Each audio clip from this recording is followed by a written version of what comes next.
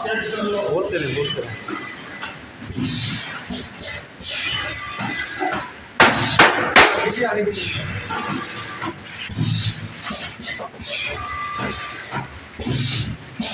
जी मोहसिन साहब बताएं ये क्या चीज़ है?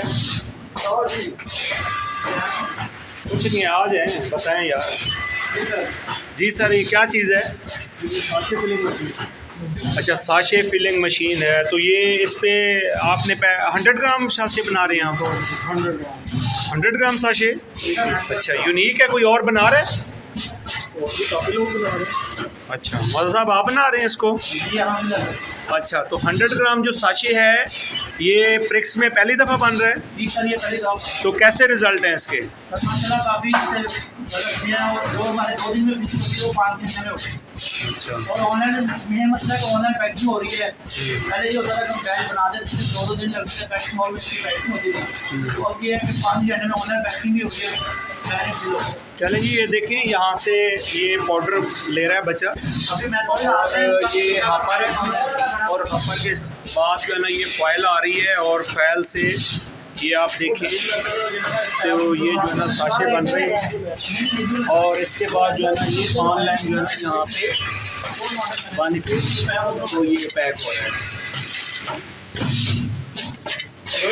जी जोटी साहब आप कुछ कहना चाहेंगे? आप सुपरवाइज़र हैं इधर। सर मैं ये फर्स्ट टाइम हुआ है 10 ग्राम 100 ग्राम का साशे।